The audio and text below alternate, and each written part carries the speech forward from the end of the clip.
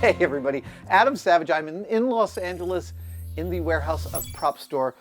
Brandon, how are you, sir? I'm good, how are you? Very good. This is an iconic piece from one of my all-time favorite films.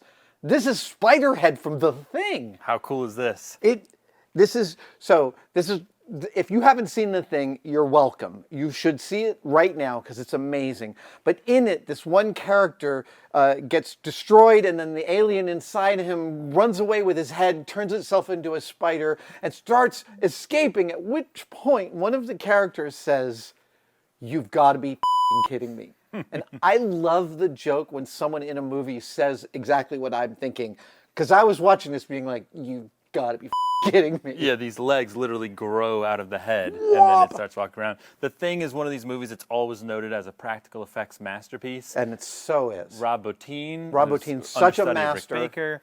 And his entire crew back then, I've worked with some of them subsequently, the entire crew was in their early 20s, all super young. Yeah. And literally still some of the best practical effects that have ever been put to film. Just a huge amount of creativity to figure out how to do things, where to put the cuts, you know, classic old school practical gags. And, you know, the puppet that you actually see on film was a mechanical puppet, and as I understand it, they burned it on camera. So when we see it burn up, that is the main puppet that they had.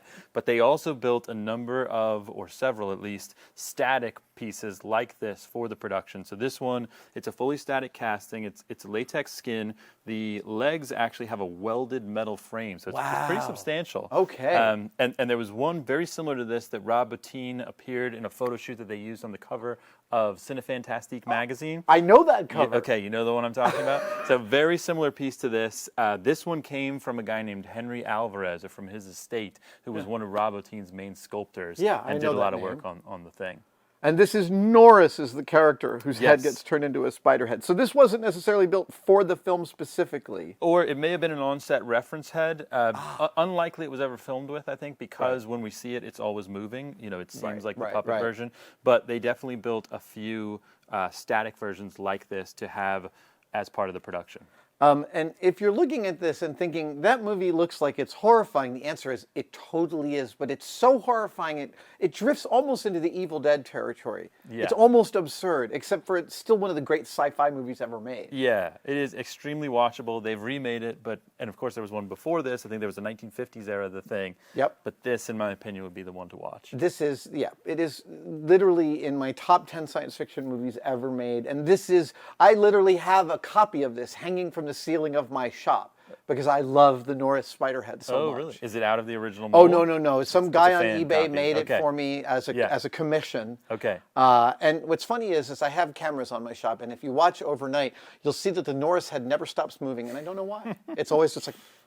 That sounds creepy. Yeah, no, it's totally you might need creepy. to take that Absolutely. I've had children come in and cry when they look up and see that, which, I mean, fair enough. That's an appropriate response. It's that type of film. And for collectors, Rob Bottin is a revered name, so people love his work. There's not a lot of it out there. We've never had a significant creature effects piece from The Thing. This is the first one that's turned up. I mean, one of the other things Bottin is super famous for is the paint job of RoboCop's suit in RoboCop 1. Yes, because he did those. Yeah. An incredibly sensitive and beautiful paint job. Yeah. All like metallic pearlescent. Yes. Bottin is an amazing artist. Yeah, and an interesting story because it's sort of famously reclusive, left the business. Yeah. But everybody knows him. You know, a storied character for sure. Intense. This is such a beautiful piece. The auction is happening later this month. June 28th to June 30th. Amazing. Brandon, thank you so much. Thanks for coming in. Thank you, Norris.